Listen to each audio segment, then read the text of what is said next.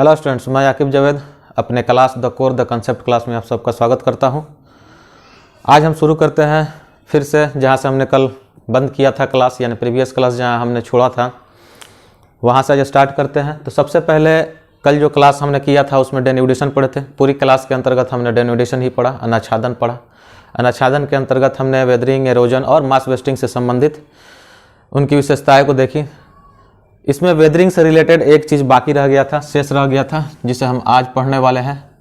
उसमें हम कहते हैं उसको factor affecting weathering. Factor affecting weathering का मतलब हुआ कि अपक्षयन को प्रभावित करने वाले कारक। वैसे कौन कौन से कारक हैं जो अपक्षयन को प्रभावित कर सकते हैं, इफेक्ट डाल सकते हैं। अपक्षयन की जो क्रिया है वो किन कारकों पर डिपेंड करता है कि उनके अपक्षयन का दर में वृद्धि हो जाए या अपक्षयन के दर में कमी आ जाए। उनकी तीव्रता क्या है। अगर वेदरिंग हो रहा है तो वेदरिंग क्या दर की तीव्रता या उसके दर में वृद्धि करने वाले कौन कौन से कारक हो सकते हैं। बहुत सारे कारक ऐसे होते हैं जिनके होने से वेदरिंग स्लो हो जाए, और बहुत सारे कारक ऐसे होते हैं जिनके प्रेजेंट होने से वेदरिंग के दर में वृद्धि हो जाए। तो उन्हीं फैक्टर के बारे में हम पढ़ने वाले हैं जो वेदरिंग को प्रभावित करते हैं। प्रभावित करने में या तो उसको बढ़ा सकते हैं या तो कम कर सकते हैं। तो सबसे पहले इसके अंतर्गत हम देखते हैं एक चट्टानों की संरचना। चट्टानों की संरचना, चट्टानों की संरचना जो है वेदरिंग को प्रभावित करती है। अगर चट्टान किन खनिजों से बना हुआ है, चट्टान के खनिज अगर मजबूत वाले या हम कहें कि ज़्यादा भारी पदार्थों से बना हुआ है या हल्के पदार्थों से बना हुआ है, या उनमें किन सी खनिजों की या तत्वों की अधिकता है, उसके आधार पर भी डिपेंड करता है। लेकिन एक चीज़ यहाँ पर ध्यान देने वाला है चट्टानों की संरचना के बारे में कि यदि चट्टान रंध्रयुक्त, कोई भी चट्टान हो, अगर रंध्रयुक्त है या घुलनशील है, और दूसरा जो हो सकता है, पहला है रंध्रयुक्त और घुलनशील, और हम यहाँ पे दूसरा देखते हैं कि चट्टानों की परत जो है क्षैतिज है या ऊर्ध्वाधर है।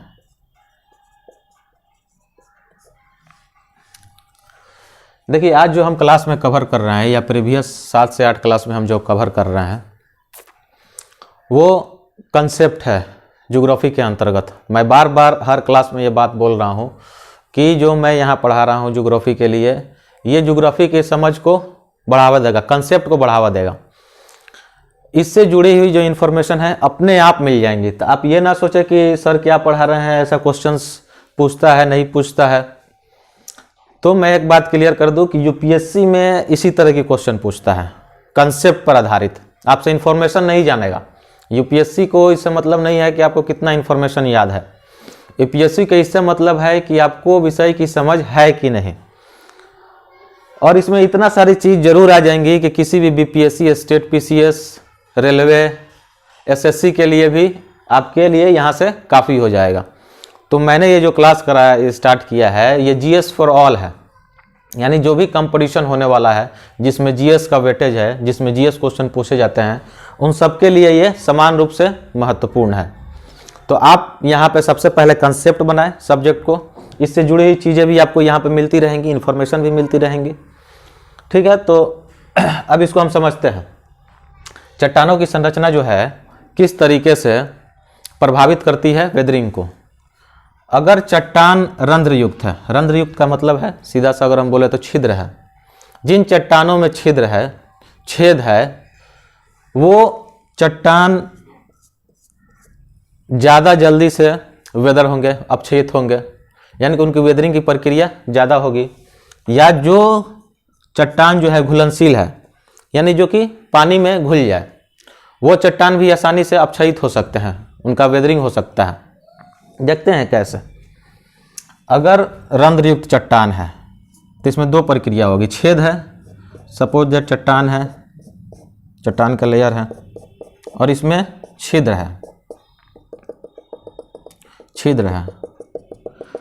तो इसके अंतर्गत यानी प्रकाश का जो तापमान है या प्रकाश जो है अंदर तक जाएगा और उसके साथ पानी यानी वाटर भी अंदर तक जाएगी। पानी अगर अंदर जाएगी तो हो सकता है कार्बोनेशन प्रोसेस हो, ऑक्सीडेशन हो, हाइड्रेशन हो, यानी कि रासायनिक अभिक्रिया हो सकती है, रासायनिक परिवर्तन हो सकता है उसके, या केमिकल वेदरिंग हो सकता है। पानी अंदर जाएगा तो केमिकल वेदरिंग पॉसिबल है, क्योंकि हम लोग देख लिया है केमिकल वेदरिंग क्या है या फिजिकल वेदरिंग क्या है, तो यहाँ समझाने की जरूरत नहीं है। यदि चट्टान में छेद है, रंध्र युक्त है, तो उसके अंदर ये आसानी से पानी जाएगा और उसको ज़्यादातर ये इफेक्ट करेगा केमिकल वेदरिंग पे। और यहाँ तक कि अगर पानी अंदर जाए, गर्म हो, उसके आयतन में वृद्धि हो, तो ये चट्टान पे दबाव भी डालेगा और चट्टान पे दबाव डालेगा, बार बार ये प्रोसेस होने वाला है, लाखों हजारों साल तक ये प्रोसेस चलता रहता है, जिसके कारण जो है चट्टान कमज़ोर होंगे और टूट जाएंगे। घुलनशील पदार्थ का भी वही सेम चीज़ है यहाँ पे। अगर कोई चट्टान घुलनशील है, पानी में आसानी से घुल सकता है, तो चट्टान कई प्रकार के खनिजों से मिलकर बना होता है। अगर उनमें से एक दो खनिज ऐसे हैं या एक ही खनिज ऐसा है जो पानी में घुलनशील है और वो पानी में घुल जाए, वो स्पेसिफिक जो खनिज है, जो विशिष्ट खनिज है, अगर वो पानी में घुल जाए तो चट्टान कमज़ोर हो जाएंगे, टूट जाएंगे। तो वेदरिंग को प्रभावित करने वाले कारकों में चट्टान का रंध्रयुक्त या छिद्रयुक्त होना महत्वपूर्ण है, उसका घुलनशील होना कारक है। अगर ये दोनों चीज़ें किसी भी चट्टान में देखने को मिलती हैं तो उसमें अपक्षयन की प्रक्रिया जो है, वेदरिंग का जो प्रोसेस है, वह बढ़ जाएगा। अब दूसरा यहाँ पे इफेक्ट हम ये देखते हैं, चट्टानों की परत क्षैतिज हो या ऊर्ध्वाधर हो। अगर चट्टान क्षैतिज दिशा में उनका लेयर है, अगर ऐसे उनका लेयर है चट्टान का, और एक लेयर ऊर्ध्वाधर दिशा में हो सकता है ऐसे,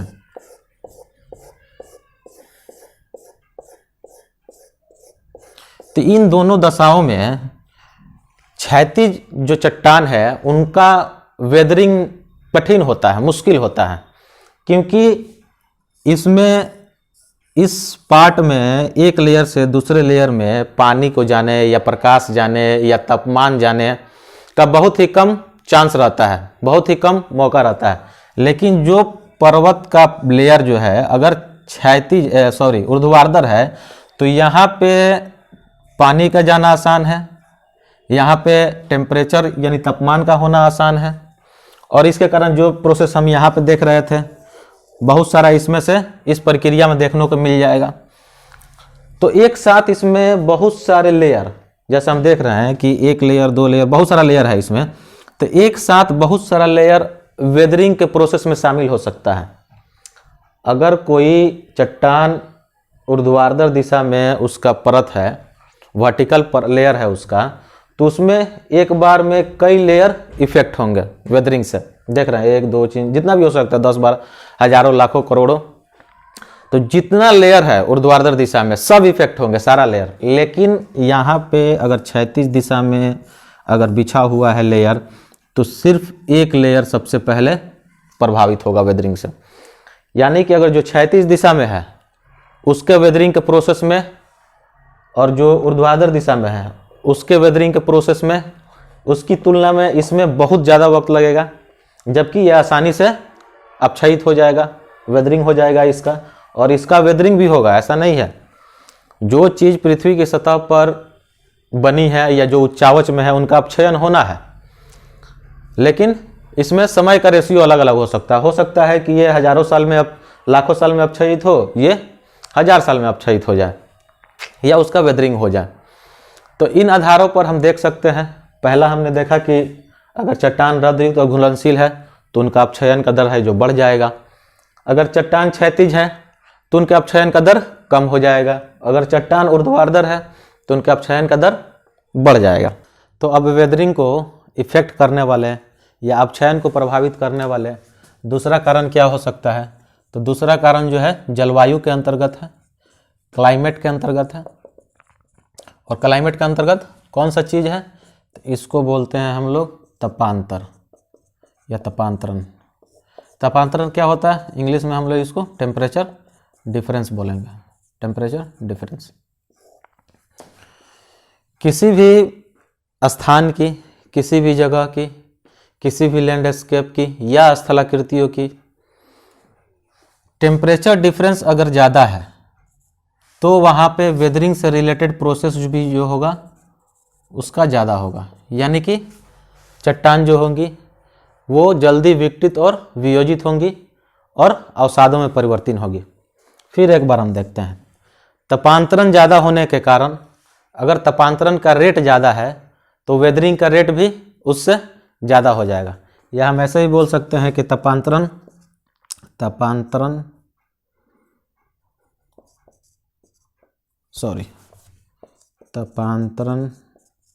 सीधा समानुपाती होता है वेदरिंग के,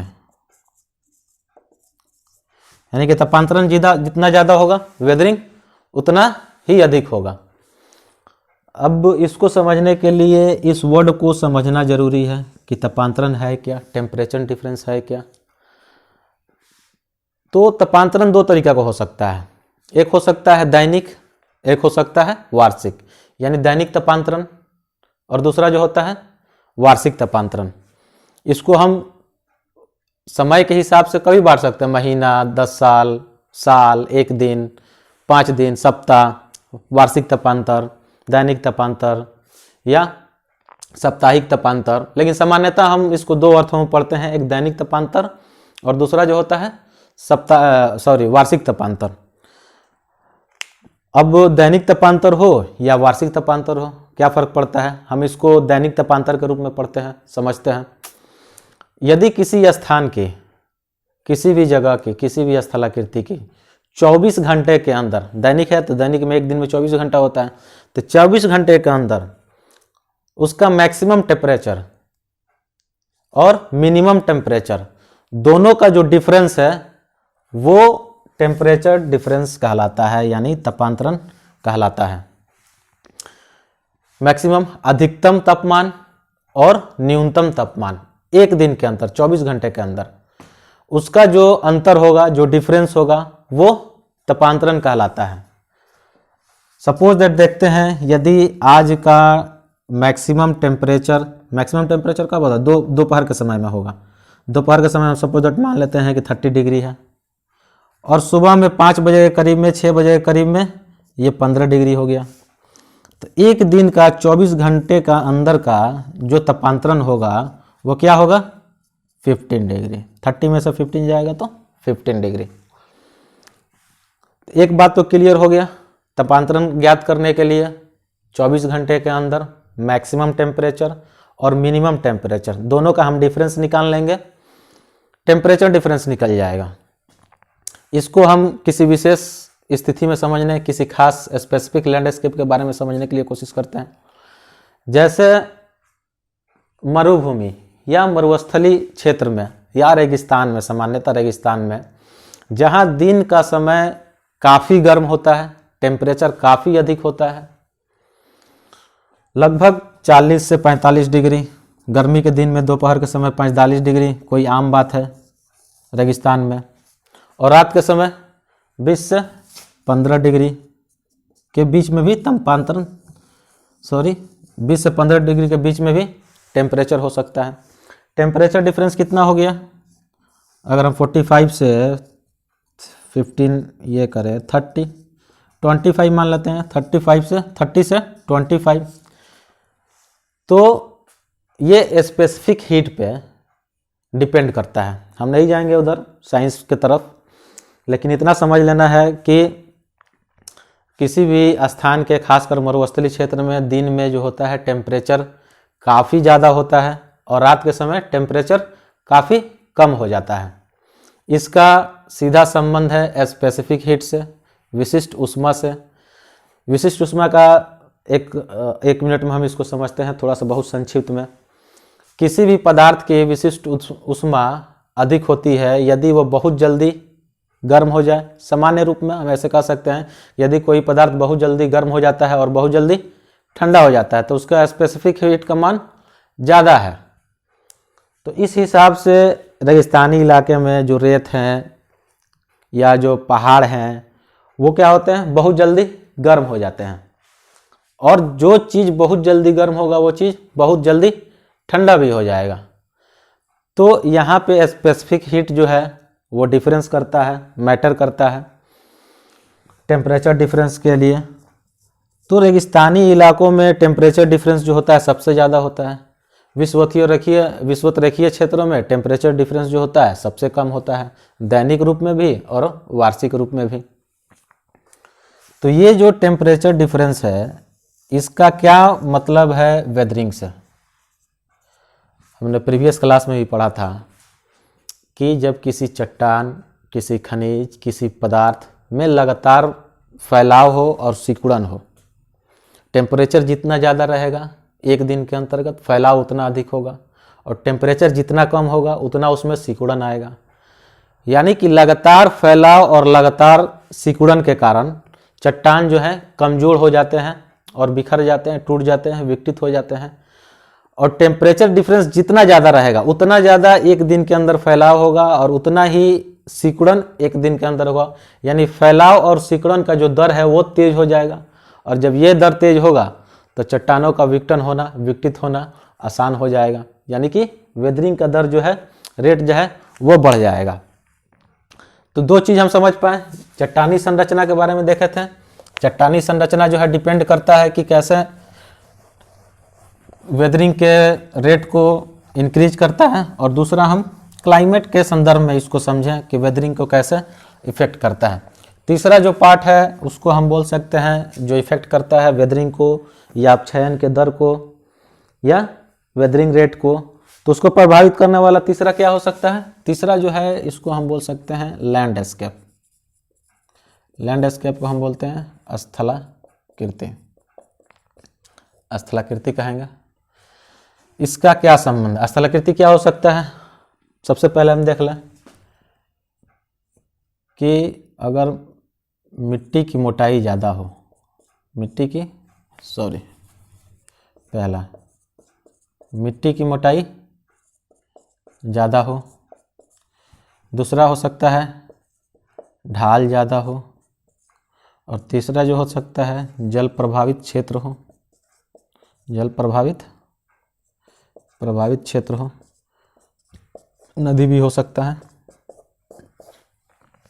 यानी इन स्थलाकृतियों के अंतर्गत मिट्टी जहाँ मोटी हो, ढाल जहाँ ज़्यादा हो, जल प्रभावित क्षेत्र हो, यहाँ वेदरिंग से रिलेटेड प्रोसेस जो है तेज हो जाती हैं, यदि या इफेक्ट करती है उसको प्रभावित करती हैं। मिट्टी की मोटाई जहाँ ज़्यादा होगा वहाँ वेदरिंग का प्रोसेस जो है कम हो जाएगा। जिस भी जगह की मिट्टी कम है या मोटाई कम है उसका अपक्षयन होना आसान हो जाता है, और जिस भी जगह में मिट्टी की मोटाई ज़्यादा है उसको, क्योंकि एक से दूसरा लेयर एक दूसरे को पकड़कर रखे रहता है। मिट्टी में अगर लेयर ज़्यादा है तो एक लेयर दूसरे को पकड़कर बांधे रखता है, तो वहाँ से इसको अपक्षयित कर पाना, अपरदित कर पाना आसान नहीं है, मुश्किल होता है।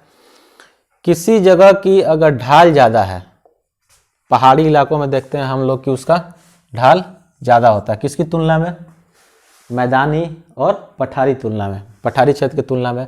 मास वेस्टिंग के अंतर्गत भी हमने देखा था, मास वेस्टिंग अपरदन का ही एक रूप है।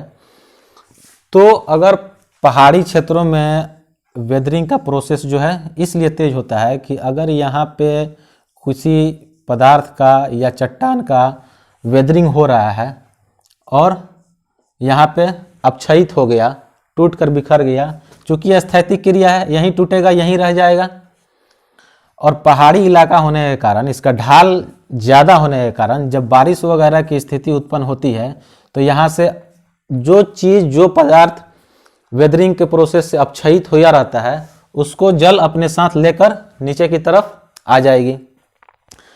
यानी कि अगर पहाड़ी क्षेत्र में मिट्टी का भी निर्माण हो पा रहा है तो ढाल ज़्यादा होने के कारण पानी के बहाव से जो वहाँ से निर्मित मिट्टी है या जो अपक्षयित पदार्थ है वो नीचे की तरफ चले आते हैं। जब ये पदार्थ नीचे की तरफ चला आएगा पानी के बहाव के साथ, तो फिर ये वाला क्षेत्र आसान हो जाएगा अपक्षयन करने के लिए। फिर यहाँ पे वेदरिंग से रिलेटेड प्रोसेस स्टार्ट हो जाएगा। तो इस तरीके से हम देखते हैं कि वेदरिंग जहाँ ढाल ज़्यादा हो, जहाँ भी ढाल ज़्यादा होगा वहाँ वेदरिंग से रिलेटेड प्रोसेस या उसका रेट ज़्यादा हो जाएगा। मिट्टी की मोटाई अगर ज़्यादा है तो वहाँ वेदरिंग के प्रोसेस कम हो जाएगा। जल प्रभावित क्षेत्र में, जल प्रभावित क्षेत्र में हम जैसे केमिकल वेदरिंग के अंतर्गत हम लोगों ने पढ़ा था कि हाइड्रेशन, ऑक्सीडेशन और कार्बोनेशन जैसी केमिकल प्रोसेस चलती रहती है। केमिकल वेदरिंग से रिलेटेड प्रोसेस चलती रहती हैं।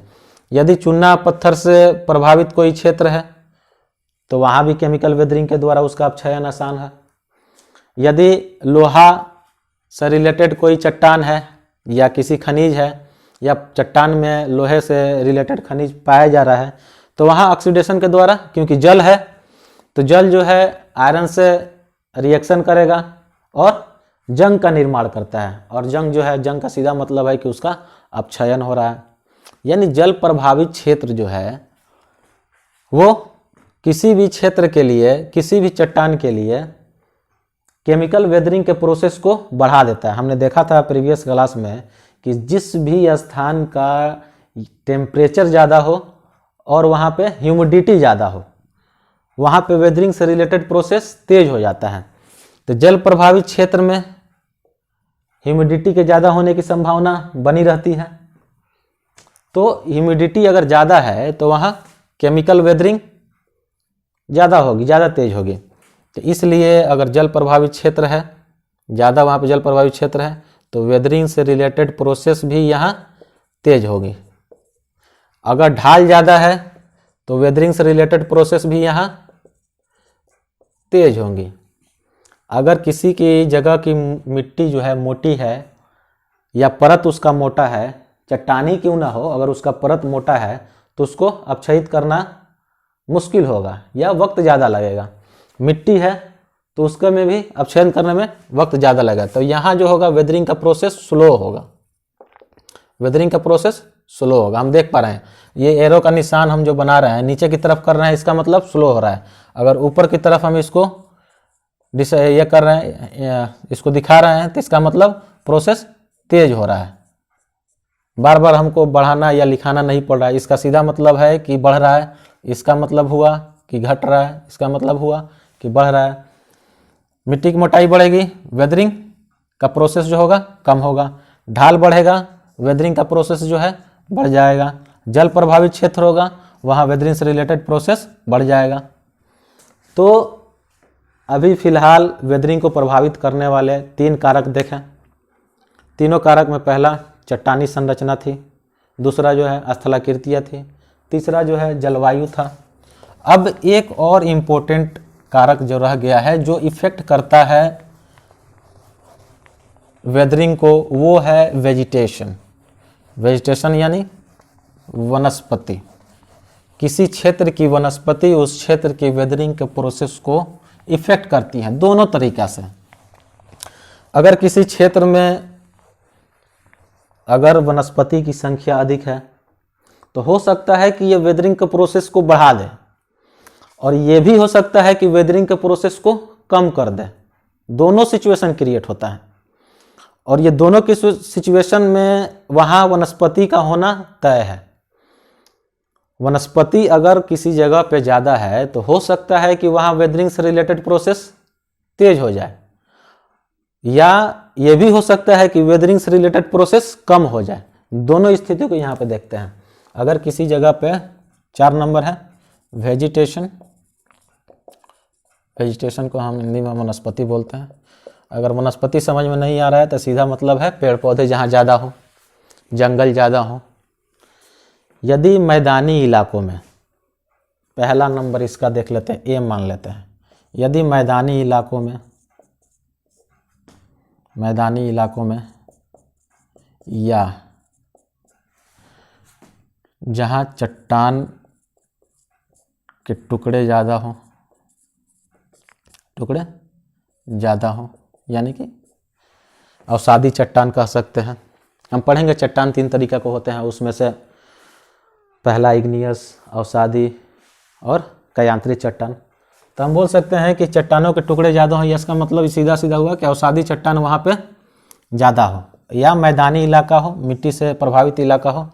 तो इस स्थिति में होता क्या है कि अगर वहाँ पे वेजिटेशन ज़्यादा है तो मिट्टी को पकड़ के रखेगा, ना ही उसको हवा के द्वारा अपरदित होने देगा और ना ही बारिश के द्वारा या पानी के द्वारा उसको अपरदित होने देगा। यानी कि वेजिटेशन जो है, वनस्पति जो है, जो संरचना है, नीचे की जो स्थल की संरचना है उसको पकड़ के रखता है। पकड़ के रखने के कारण उसका अपक्षयन जो है, या उसको अपक्षयित करना या वेदरिंग का प्रोसेस जो है स्लो हो जाता है, न के बराबर होता है। जिस भी क्षेत्र में अगर पेड़ पौधा ज़्यादा है वहाँ मिट्टी का कटाव करना मुश्किल होता है, उसका वहाँ से अपर्दन करना मुश्किल होता है। पानी के बहाव होने के बावजूद भी मिट्टी का उतना अपर्दन नहीं हो पाएगा जितना अपर्दन अगर पेड़ वहाँ पे नहीं है, पेड़ पौधे नहीं हैं। जिस भी स्थान पे पेड़ पौधे नहीं हैं वहाँ से अगर जल का बहाव हो रहा है तो मिट्टी का अपर्दन होना आसान हो जाता है। आसानी से उसको वायु या जल के द्वारा बहाकर दूसरे स्थान पर ले जाया जा सकता है। लेकिन वही अगर वहाँ पे अगर पेड़ पौधे हैं तो उसको मिट्टी को पकड़ के रखते हैं। या चट्टानों का बिखराव है, अवसादी चट्टान है, तो अवसादी चट्टान को भी जो है पेड़ जो है उसको पकड़ के रखता है, उसको अपरदित होने से रोकता है, उसके स्थानांतरण को रोकता है, उसके अपक्षयन को रोकता है। कौन? वेजिटेशन। लेकिन दूसरे कंडीशन में यदि किसी चट्टानी स्थान पर पेड़ पौधे ज़्यादा हैं तो जड़ों के द्वारा चट्टानी संरचना में छेद करने के कारण, उसमें जगह बनाने के कारण चट्टान जो है टूट जाते हैं। हम देख पाते हैं कि पहाड़ी इलाकों में भी पेड़ पौधे काफ़ी संख्या में ज़्यादा होते हैं। तो जिन चट्टानी इलाकों में अगर पेड़ पौधे हैं तो उनकी जड़ें काफ़ी अंदर तक जाएंगी, और जड़ें जब अंदर तक जाएंगी तो उसमें जगह बनाएंगी, छिद्र बनाएंगी। और जब छिद्र बनाएंगी तो हमने पढ़ा था कि किसी भी चट्टान में अगर रंध्र युक्त हो यानी कि छेद हो तो उसको अपक्षयन करना आसान हो जाता है। तो इस स्थिति में हम देख पा रहे हैं कि जो वेजिटेशन है, जो पेड़ पौधे हैं, वे अपक्षयन के कारक भी हो सकते हैं और अपक्षयन के अवरोधक भी हो सकते हैं। हम यहाँ पे लिख सकते हैं कि वनस्पति जो है अपक्षयन के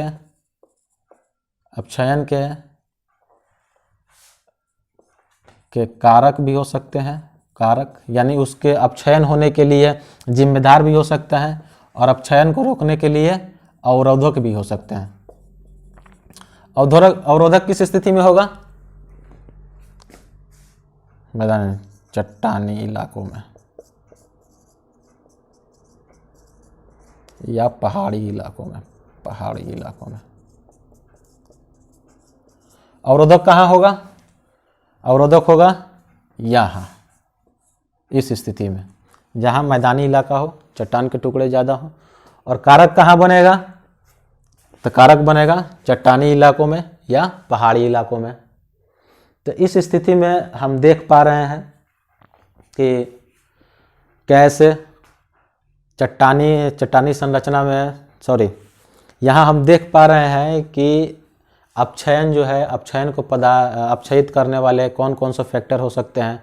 तो सबसे पहले हमने देखा कि अपक्षयन के लिए जिम्मेदार जो हो सकता है उसमें चट्टानी संरचना है, स्थल स्वरूप है, लैंडस्केप है, जलवायु हो सकता है, और वनस्पति से प्रभावित क्षेत्र भी हो सकते हैं। यानी कि ये चारों जो चीज़ हैं ये अपक्षयन को प्रभावित करते हैं, उसके वेदरिंग के रेट को बढ़ा सकते हैं या कम कर सकते हैं। तो यहाँ तक हम आज देखें, ठीक है, हम समझ पाए कि कैसे जो है वेदरिंग होता है, वेदरिंग को बढ़ाने वाले क्या कारक हो सकते हैं। अब हम अपर्दन से रिलेटेड अपर्दन के कारक देखे थे कि अपर्दन के क्या क्या कारक हो सकते हैं। अब हम अपर्दन के द्वारा निर्मित आकृतियाँ देखते हैं कि अपर्दन के द्वारा किन किन प्रकार की आकृतियों का निर्माण होता है। तो अब हम अपर्दन के कारकों को समझेंगे, उसको पढ़ेंगे।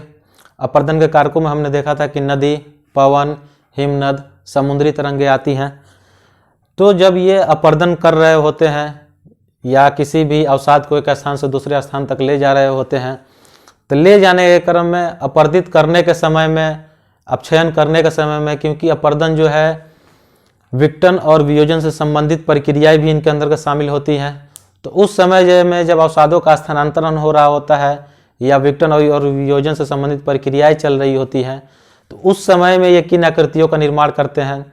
जब अवसादों का निक्षेपण होता है, जब ये अवसादों का निक्षेपण करते हैं तो किन प्रकार की स्थलाकृतियों का निर्माण होता है। एक एक एग्जाम्पल नदी, पवन या समुद्री तरंगे या हिमनद का हम देखेंगे कि ये कैसे निर्माण करती हैं, किन किन स्थलाकृतियों का या आकृतियों का निर्माण करती है, जिनमें सबसे पहले हम पढ़ते हैं नदी के द्वारा। तो सबसे पहले हम कर देते हैं, इसको हेडलाइन दे देते हैं अपर्दन के कारक, और कारक के अंतर्गत सबसे पहले हम पढ़ते हैं नदी। नदी के अंतर्गत जब ये अपर्दन की क्रिया चल रही होती है, यदि या हम ये कहें कि नदी के द्वारा अपर्दन से किन आकृति का निर्माण होता है, तो इनमें सबसे पहले हम कहें कि नदी अपर्दन के द्वारा निर्मित आकृति, अपर्दन के द्वारा निर्मित आकृति क्या होगी, यानी कि नदी जो है अपने बहाव के समय में किन प्रकार की आकृतियों का निर्माण करती है। तो एक हम कहेंगे पहाड़ी क्षेत्रों में ये भी आकार की आकृति का निर्माण करती है, भी आकार की आकृति। भी आकृति को हम हिमनद के संदर्भ में भी देखेंगे कैसे यह काम करता है। भी आकृति का निर्माण करती है, और ये भी आकृति जो है क्या कहलाता है, ये या तो गार्ज कहलाता है या कैनियन कहलाता है। हम देखेंगे कि गार्ज और कैनियन में क्या डिफरेंस है। सबसे देखते हैं कि गार्ज क्या है, भी आकृति क्या है, उससे ही पहले देखते हैं कि भी आकृति क्या है। तो एक मैप के द्वारा हम इसको समझने की कोशिश करते हैं। एक फिगर मैं बनाता हूँ, इसको देखते हैं, ठीक है। इससे हम इसको समझने की कोशिश करते हैं। ये हमारा भी आकृति हुआ नदी के अपर्दन के द्वारा जो संरचनाएं बनती है। नदी अगर यहाँ से निकल रही है तो हम देख पा रहे हैं कि ये भी आकारी की आकृति का निर्माण कर रही है। नदी जिन भी पहाड़ी क्षेत्रों से जब गुजरती है तो वहाँ पे कटाव छटाव से रिलेटेड काम करती है, और जब वहाँ उनका कटाव छटाव होता है तो वहाँ से वो उनका स्थानांतरण भी करती है। यानी पहाड़ी क्षेत्रों में जब नदी किसी क्षेत्र विशेष से गुजरती है तो भी प्रकार की आकृति का निर्माण करती है। हम यहाँ पर देख पा रहे हैं भी प्रकार की आकृति का ये निर्माण कर रही है। जब इसी आकृति का साइज और आकार में और गहराई में वृद्धि होती है, क्योंकि नदी एक दिन तो बहती नहीं है, ये लगातार सालों भर, वर्षों भर, हजारों लाखों वर्षों तक लगातार बहती रहती है, और हजारों लाखों वर्षों तक लगातार बहने के कारण जो ये भी आकारी की आकृति है, इसकी चौड़ाई, लंबाई और गहराई में जब वृद्धि होती है तो ये गार्ज कहलाती है। एग्जाम्पल के तौर पे हम देख सकते हैं कि सिंधु नदी का गार्ज या दिहांग नदी का गार्ज, ये दोनों नदियाँ गार्ज बनाती हैं। सिंधु गार्ज लिख सकते हैं, सिंधु गार्ज, दिहांग गार्ज। तो इन नदियों के द्वारा जिन भी आकृति का विस्तार हुआ है, फैलाव हुआ है, अभी हम उसे गार्ज कहते हैं। इतना अधिक भी उसका फैलाव नहीं हुआ है कि हम उसे कैनियन कहें। यानी कि यहाँ पे सीधा मतलब हुआ कि कैनियन भी गार्ज का एक बड़ा रूप है। जब गार्ज की लंबाई, चौड़ाई और गहराई में वृद्धि होती है तब ये कैनियन कहलाता है। यानी कि इसके लंबाई, चौड़ाई और गहराई में वृद्धि होगी, साथ में वृद्धि होगी, तो ये कैनियन कहलाएगा। है चीज तीनों एक ही, भी आकारी की आकृति, गार्ज या कैनियन, तीनों एक ही चीज है। तीनों नदी के कटाव के द्वारा पहाड़ी क्षेत्रों में, ढलानों पे इनका निर्माण होता है। जब नदी अपने युवा अवस्था में होती है, प्रारंभिक अवस्था में होती है, तो भी आकार की आकृति का निर्माण करती है। जब नदी अपने युवा अवस्था को पार करके आगे जाती है तो हजारों लाखों वर्षों में गार्ज का निर्माण करती है, यानी कि भी आकृति के गहराई में वृद्धि होती है, यानी कि इसके जो ये गहराई है ये गहराई में वृद्धि होती जाएगी, और ये जो चौड़ाई है इसके चौड़ाई में वृद्धि होती जाएगी, यानी ऐसे चौड़ाई यहाँ से वृद्धि हो गया और ये गहराई में वृद्धि होती जाएगी नीचे की तरफ, तब ये भी आकृति से गार्ज कहलाएगा। और गार्ज आकृति में जब चौड़ाई में वृद्धि हो और उसके साथ गार्ज की गहराई में वृद्धि हो रही है तब ये जाकर कैनियन कहलाता है। एग्जाम्पल के तौर पे ग्रैंड कैनियन, ग्रैंड कैनियन। यानी कि एक चीज़ तो हम यहाँ पे देख पा रहे हैं कि नदी के अपर्दन के द्वारा भी आकार की आकृति का निर्माण हुआ, गार्ज का निर्माण हुआ और कैनियन का निर्माण हुआ। अब हम देखते हैं कि नदी के द्वारा जब अपने साथ अपर्दित करके किसी चीज़ को, गाद को या किसी भी चीज़ को अपने साथ लेकर जाती है और निक्षेपित करती है, तो निक्षेपित करने के टाइम में यानी डिपॉजिट करने के टाइम में जो भी मटेरियल है उसको जिस स्थान पे भी डिपॉजिट करती है तो उस डिपॉजिट के द्वारा किन आकृतियों का निर्माण होता है। तो एग्जाम्पल के तौर पे हम देखते हैं कि नदी जो है मैदानी इलाकों में इस तरीके से गति करती है, ठीक है, ये उसकी गति की दिशा हो सकती है। ये मैदानी क्षेत्रों में इस तरह का निर्माण होता है, यानी कि लहर की तरह नदी चलती है। नदी ऐसे सीधे नहीं चलेगी मैदानी इलाकों में, मैदानी इलाकों में नदी सीधे नहीं चलती है। मैदानी इलाकों में नदी ये दिशा अपनाती है, यानी कि सर्पिला, सर्पिला दिशा या सर्पिलाकार दिशा अपनाती है। इसका कारण क्या है? नदी सीधा भी चल सकता है, लेकिन इस तरह की गति अपनाने का कारण क्या है? आखिर नदी ऐसी गति करती क्यों है? तो नदी के इस मार्ग को अपनाने का पहला कारण ये हो सकता है कि जिस भी मैदानी इलाकों में ये चल रही है, गति कर रही है या उसका बहाव हो रहा है, उस मैदानी इलाकों का ढलाव यानी कि ढाल कम है। जब किसी भी स्थान का ढाल कम होता है तो पानी वहाँ पे अपने मार्ग को मोड़ना शुरू कर देती है, यानी वो सीधे रास्ते से नहीं चलेगी, वो टेढ़े मेढ़े रास्ते अपनाएगी। हम देखेंगे पहाड़ी इलाकों में अगर नदी पहाड़ से उतर रही है तो वो सीधे नीचे की तरफ उतरेगी और गार्ज का निर्माण करेगी। वहाँ ये सर्पिला आकार नहीं बनाएगी क्योंकि ढाल ज़्यादा है। मैदानी इलाकों में ढाल ज़्यादा नहीं होता है, यानी नदी जहाँ भी जाकर गिरती है, जिस भी जगह पे, समुंदर में, झील में, तो नदी के जाकर गिरने के जहाँ से नदी निकलती है और उसके नदी के मुहाने के बीच अगर ढाल कम है तो ये सर्पिला आकार की या सर्पिलाकार आकार की आकृति बनाती है, ठीक है। नदी की लंबाई भी जब ज़्यादा होती है तो इस तरह की आकृतियों का निर्माण होता है। असल में ये चीज़ जो है, जो गर्त है, ये कहलाता है विसर्प। इसको हम लोग विसर्प बोलते हैं, ठीक है। ये चीज़ तो हमको समझ में आया। नदी इस तरह, नदी का बहाव हो रहा है,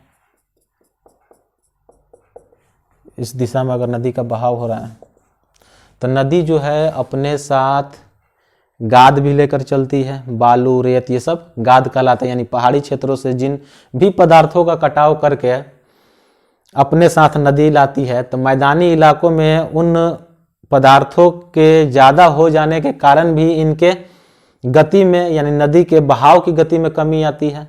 यानी कि इस तरह के आकार बनने में कौन कौन से जिम्मेदार हैं? एक तो ढाल कम है ना, ढाल का कम होना चाहिए मैदानी इलाकों में, नदी की लंबाई ज़्यादा होनी चाहिए, और दूसरा जो है नदी के द्वारा लाए गए जो पदार्थ हैं, जो अवसाद हैं, जो अवक्षेप हैं, उनकी मात्रा अधिक होनी चाहिए, जिससे वो उसको ढोने में थोड़ा सा कठिनाई हो। तब गाद ज़्यादा होने के कारण उनकी वृद्धि जो होती, गति में वृद्धि जो होती है, कम हो जाती है। जब यही नदी इस तरह से चलती है और यहाँ पे गाद निक्षेपित करते जाती है, गाद का निक्षेप हो गया यहाँ पे, तब ये अंत में ये नदी फिर सीधा चलना स्टार्ट कर देती है। सीधा, जब ये नदी सीधा चलना स्टार्ट करेगी तो ये एक झील का निर्माण होगा यहाँ से, इस आकृति का। जब कोई भी चीज़ नदी अपने साथ लेकर चलती है तो उसको वहाँ पे निक्षेप भी करती है। जब सर्पिला आकार यहाँ से आकार हो गया तो गादों का निक्षेप करेगी। गाद के निक्षेप करने के कारण नदी स्लो है, उस तरफ नहीं बढ़ पाती है। और ये प्रोसेस एक दिन में नहीं होता है, साल भर में नहीं होता है, हजारों साल लग जाते हैं इस प्रोसेस को पूरा होने में। नदी के द्वारा निक्षेपित करने में, किसी भी अवसाद को लाकर वहाँ पे डिपॉजिट करने में ये हजारों साल लग जाते हैं। जब हजारों साल के बाद या बहुत समय के बाद निक्षेप यहाँ पे हो जाने के कारण अवसादों के, नदी सीधा बहना स्टार्ट कर देती है इस दिशा में। और इस सीधे बहने के कारण ये जो है मार्ग छूट जाता है और यहाँ पे एक प्रकार की झील का निर्माण होता है। और ये झील का निर्माण हो गया, यहाँ से ये झील कहलाएगा। यानी झील का आकार कैसे है, ऐसे है। और ये झील कहलाता है गोखुर झील। गोखुर झील। तो हम दो प्रकार की आकृति मुख्यतः देखें। अपर्दन के समय में गार्ज, कैनियन और भी आकार की आकृति बनाती है। जब ये निक्षेप करती है किसी भी स्थान को, किसी भी चीज को ले जाकर जब ये डिपॉजिट करती है तो पहले तो ये गोखुर झील का निर्माण करती है। दूसरे स्थान पे जब नदी किसी मुहाने पर जाकर गिरती है, ख़त्म होती है, वो या तो समुंदर हो सकता है या झील हो सकता है या कोई सागर हो सकता है, तो वहाँ पे ये डेल्टा का निर्माण करती है। अगर नदी यहाँ से चल रही है और ये समुंदर वगैरह का इलाका है इस तरीके से, सॉरी, अगर ये समुंदर का इलाका है तो नदी यहाँ पे डेल्टा का निर्माण करती है। नदी कई भागों में बट जाती है। नदी का बहाव जो है कई क्षेत्रों में बट जाता है इस तरीके से। कई शाखाओं में बटकर ये नदी जो है जाकर समुंदर में या झील में गिरती है, तो ये डेल्टाई क्षेत्र कहलाता है। डेल्टाई क्षेत्र का निर्माण क्यों होता है? डेल्टाई क्षेत्र का निर्माण का वही कारण है जो गोखुर झील के निर्माण का कारण है।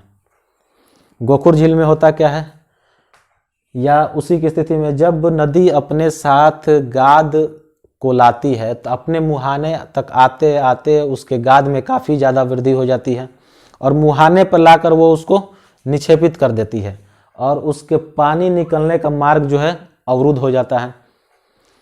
ढाल कम होने के कारण, यानी समतल मैदान होने के कारण, नदी के तरफ या समुंदर के तरफ नदी का ढाल कम होने के कारण इस तरह की आकृति का निर्माण होता है। यानी कि नदी के द्वारा हम देख पाए कि भी आकृति बनती है, भी आकार की आकृति बनती है, गार्ज, कैनियन बनता है, गोखुर झील का निर्माण होता है और अंततः जब ये किसी मुहाने पर गिरती हैं या किसी अपने जाकर समुद्र में मिलती हैं तो उस जगह पे सामान्यतः ये डेल्टा का निर्माण करती है। ये स्थिति डेल्टा के निर्माण की या गोखुर झील के निर्माण की सभी नदियों में नहीं देखी जाती है। खासकर ये मैदानी इलाकों का विशेष लक्षण है, नदियों की विशेषताएं हैं। जहाँ नदी पहाड़ों से उतरकर सीधे समुंदर वगैरह में गिर जाए, मैदानी इलाकों में उनका जो है लेंथ कम हो, नदी का कम हो, तो वहाँ पे नदी डेल्टा नहीं बनाती, वहाँ पे नदी गोखुर झील का निर्माण नहीं करती। डेल्टा और गोखुर झील जो है इनका निर्माण सामान्यतः मैदानी इलाकों में बहने वाली नदियों के द्वारा ही होता है। तो नदी के द्वारा इस प्रकार से हम देख पा रहे हैं कि अपर्दन के कारकों के द्वारा किस प्रकार की आकृतियों का निर्माण हुआ है। अब हम दूसरे अपर्दन का दूसरा कारक देखते हैं। जल्दी से हम इसको देख लेते हैं, पवन के द्वारा किस प्रकार की आकृतियों का निर्माण होता है। पवन भी बहुत शक्तिशाली एक चीज है, बहुत ज़्यादा इसमें शक्ति होता है, पावर होता है। ये पहाड़ों को काट कर, यदि कोई पहाड़ है तो उसको काट कर किसके द्वारा, घर्षण के द्वारा ये पहाड़ों की आकृति हो सकती है। यानी हवा वायु जब इनके स्पर्श करके, चट्टानों से स्पर्श करके गुजरते हैं तब इस प्रकार की आकृति का निर्माण होता है। ये वाला आकृति समझ सकते हैं हम लोग, जमीन से सटा हुआ है, जमीन के अंदर है, और ये आकृति जो है हवा में है, वायुमंडल में है, और घर्षण के द्वारा इस स्थान पे, इन जगहों में वायु के घर्षण के द्वारा इनका निक्षेपण हुआ है, इनका अपर्दन हुआ है। तो वायु के द्वारा भी इस तरीके की आकृति का निर्माण होता है। इसको हम लोग छत्रक शिला बोलते हैं, छत्रक शिला बोलते हैं। एक और इम्पोर्टेंट चीज है वायु के द्वारा जो निर्माण होता है, वायु जो है लोयस का मैदान का निर्माण करता है। अगर किसी जगह पे रेगिस्तानी इलाका है, कोई अगर ये रेगिस्तानी इलाका है, मरुभूमि है और रेगिस्तान है, तो इसके सीमा से नज़दीक जो मैदान है, ये समझ लेते हैं ये सीमा है, इसकी रेगिस्तान की सीमा है। तो अपने सीमा से नज़दीक, रेगिस्तान के सीमा से नज़दीक जब वायु रेत के बारीक कणों को हवा में उड़ाकर ले जाकर यहाँ पे निक्षेपित करता है, यहाँ पे निक्षेपित करता है, तो ये जो है ये क्षेत्र जो कहलाता है ये लोयस का मैदान कहलाता है, लोयस का मैदान। यानी कि रेगिस्तान से धूल कण बालू को, बारीक कणों को उड़ाकर वायु जब रेगिस्तान के सीमावर्ती क्षेत्रों में ले जाकर इसका निक्षेपण करती है, तो वो मैदान लोयस का मैदान कहलाता है। और ये जो है काफ़ी उपजाऊ भूमि होती है। एग्जाम्पल के तौर पे देखें हम तो चीन के उत्तर पूर्वी, उत्तर पश्चिमी क्षेत्र में लोयस का मैदान है। उत्तर पश्चिमी क्षेत्र में लोयस का मैदान है। और इस लोयस का मैदान किससे निर्माण हुआ है? तो गोबी मरुस्थल से हुआ है, गोबी मरुस्थल से हुआ। यानी गोबी मरुस्थल के द्वारा, गोबी मरुस्थल से वायु के द्वारा इसके बारीक कणों को, धूल कणों को उठाकर ले जाकर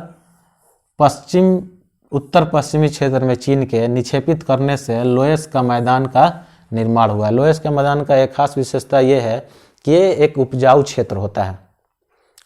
लोयस के मैदान का एक विशेषता ये भी हो सकता है कि यह रेगिस्तान के समीपवर्ती क्षेत्रों में पाया जाता है। तो हम यहाँ पे वायु के द्वारा निर्मित आकृति भी देख पा रहे हैं। एक चीज हम और देख लें यहाँ पे, किसके द्वारा? तो हिमनद के द्वारा। जो हम भी आकृति देख पा रहे थे, जो हम भी आकार की आकृति देख पा रहे थे, नदी के द्वारा निर्मित हुआ। ठीक है, एक बार हम इसको और क्लियर करते हैं। ये भी आकार की आकृति है हमारी नदी की, सपोज दैट मान लेते हैं। हिमनद क्या है? हिमनद हिमों का नदी है। हिमनद, हिम मतलब बर्फ, नद मतलब नदी। हिमनद हिमों का नदी है। ये इनमें गति बहुत कम होती है, ठीक है, जिसे हम ग्लेशियर बोलते हैं। ग्लेशियर को असल में हम हिमनद बोलते हैं या हिम नदी बोलते हैं।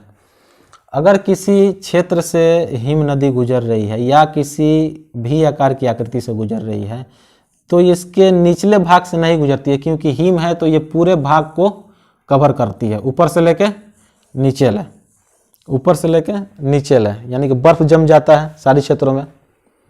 पूरे भी आकार की आकृति जो है इसमें बर्फ जम गया, और ये बर्फ जब नीचे की ओर खिसकता है, जब अपने ढाल की ओर खिसकता है, तो जिन क्षेत्रों से भी ये सटा हुआ होता है सबको अपर्दित करता है, यानी कि इसको भी अपर्दित करता है, इस वाले क्षेत्र को भी, इस वाले क्षेत्र को भी अपर्दित करते हुए चलता है, और ये यू आकार की आकृति का निर्माण करता है।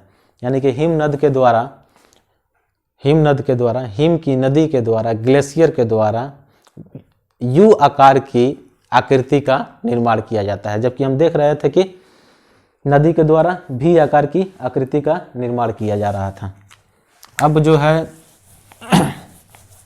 यहाँ लिख देते हैं, हिमनद के द्वारा यू आकार की आकृति। ठीक है, 2 नंबर कर देते हैं। 3 नंबर पवन के द्वारा छत्रक शिला या लोयस का मैदान था, लोयस का मैदान। एक और अपर्दन का कारक बच गया है, जिसको हम लोग देखते हैं उसको बोलते हैं हम लोग चौथा समुद्री तरंग। आज के क्लास का ये लास्ट टॉपिक रहेगा, समुद्री तरंग। समुद्री तरंग करता क्या है? समुद्री तरंग के से कई प्रकार की आकृतियों का निर्माण होता है, जिनमें मुख्य रूप से 3 प्रकार की आकृति को हम लोग देखेंगे। सबसे पहला आकृति क्या होगा? सबसे पहला आकृति होगा यानी कि समुद्री गुफाएं। देखेंगे कैसे बनता है, ये एक प्रोसेस है। सबसे पहले समुद्री गुफाएं, उसके बाद मेहराब, और मेहराब के बाद एस्टेक का निर्माण होता है समुद्री तरंगों के द्वारा। यदि तटीय मैदान के समानांतर या समकक्ष यदि कोई पहाड़ी क्षेत्र है या कोई पहाड़ है, कोई द्वीप है, तो तरंगों के द्वारा दोनों पहाड़ के दोनों तरफ से अपर्दन की क्रिया चलती है। पहाड़ के दोनों तरफ से अपर्दन की क्रिया चलती है। सपोज दैट ये पहाड़ है, ठीक है, समुद्री तरंग उस तरफ से भी गई, और चूंकि ये तटवर्ती इलाकों में है तो रिटर्न होने के टाइम में भी तरंगे इस चट्टान को टकराएंगी। एक तो तरंग जो है जब समुद्री इलाकों से तटीय मैदान की तरफ चलती हैं, और फिर जो है तटीय मैदान से समुद्र की तरफ चलती हैं, तो दोनों तरंगों द्वारा पहाड़ का अपर्दन होता है। जब ये इसको अपर्दित करते करते, ये इधर से इसको अपर्दित करते करते लगातार, तो इसमें समुद्री गुफाएं का निर्माण होता है, गुफाओं का निर्माण होता है। यानी कि पहाड़ में, चट्टान में गुफाओं का निर्माण हो जाता है। किसके द्वारा? समुद्री तरंगों के द्वारा। ये लगातार लाखों करोड़ों वर्षों तक चलती रहती है प्रक्रिया। इन प्रक्रियाओं के द्वारा समुद्री गुफाओं का निर्माण हो गया समुद्र के अंदर, पहाड़ों के अंदर। सपोज ऐसे मान लेते हैं, यहाँ से किसी भी तरह से गुफा का निर्माण हो सकता है। ये गुफाओं का निर्माण हो गया। जब इन गुफाओं का निर्माण होता है तो इसे हम समुद्री गुफा कहते हैं। क्या कहते हैं? समुद्री गुफा। और समुद्री गुफा के बाद जब आसपास के पर्वत जो होते हैं वो अपक्षयित हो जाते हैं, अपर्दित हो जाते हैं, तो कुछ इस प्रकार की आकृति का निर्माण होता है। कुछ इस प्रकार की आकृति का निर्माण होता है, यानी पानी का बहाव इस क्षेत्र से दूसरे क्षेत्र में होता रहता है। यानी कि ये वाला क्षेत्र जो है, ये जो आकृति है मेहराब कहलाता है। समुद्री गुफाएं के आसपास के क्षेत्र जब अपक्षयित हो जाते हैं, अपर्दित हो जाते हैं, तो मेहराब का निर्माण होता है। और मेहराब का जब ये ऊपर वाला क्षेत्र टूट जाता है तो ये निर्माण होता है एस्टेक का। यानी हम समुद्र के क्षेत्र में देख सकते हैं इस प्रकार की आकृतियों का निर्माण होता है। 2 चट्टान एक दूसरे के आमने सामने खड़े हैं, तो ये एस्टेक कहलाते हैं। असल में इनके ऊपर का मेहराब जो है टूट जाता है, अपर्दित हो जाता है, अपक्षयित हो जाता है। तो हम यहाँ पे समुद्री तरंगों के द्वारा 2 चीज हम लोग देख पा रहे हैं। हमने देखा नदी के द्वारा निर्मित आकृति, हिमनद के द्वारा, पवन के द्वारा और समुद्री तरंग के द्वारा। तो समुद्री तरंग के द्वारा क्या बना? समुद्री गुफा, और समुद्री गुफा के बाद मेहराब का निर्माण होगा। जब इसका वेदरिंग हो जाएगा, इसका एरोजन हो जाएगा, अपक्षयन हो जाएगा, तो उसके बाद मेहराब बनेगा। और मेहराब की जब छत टूट जाएगी, मेहराब वाला जब ये छत टूट जाएगा, तब एस्टेक का निर्माण होगा। लगेगा कि समुद्र में कोई पहाड़ का सिल्ली गाड़ दिया गया है उसमें, तो उस तरीके का कुछ आकृति का निर्माण होता है। तो आज हमें यही क्लास करना था। डेन्यूडेशन का क्लास ख़त्म हुआ। हमने एक्सटर्नल मूवमेंट के अंतर्गत यानी बहिर्जनित भू संचलन के अंतर्गत डेन्यूडेशन पढ़ा। डेन्यूडेशन के अंतर्गत वेदरिंग से रिलेटेड सारी जितने भी तरीके के फैक्टर हो सकते थे वो सबको देखा। इरोजन को देखा, विरोजन के कारण को देखा, कारक देखा। इरोजन के द्वारा, अपर्दन के द्वारा निर्मित आकृतियों को देखें, मास वेस्टिंग को हमने देखा। यानी कि डेन्यूडेशन का क्लास जो है ये पूरा हुआ। 2 क्लास के अंतर्गत हमने इसको पढ़ा। तो नेक्स्ट क्लास में हम चट्टान पढ़ेंगे, चट्टान से संबंधित जो भी चीज़ें होंगी उनको पढ़ेंगे, क्योंकि चट्टान समझना जरूरी है। क्योंकि कहीं ना कहीं पृथ्वी के सतह पर जितनी भी आकृतियाँ बनी है लगभग पर्वत पठार सब चट्टान के द्वारा ही निर्मित हुई हैं। तो इसलिए इनको पढ़ने से पहले, प्लेट टेक्टोनिक पढ़ने से पहले चट्टान, रॉक्स कितने प्रकार के होते हैं, उनकी बनावट क्या है, उनके बनावट के तरीके क्या हैं, उनमें कौन सी मात्रा किस चीज़ की ज़्यादा होती है, कम होती है, इन सारी पक्षों को हम देखेंगे। तो आज का क्लास इतना ही, मिलते हैं नेक्स्ट क्लास में। Thank you.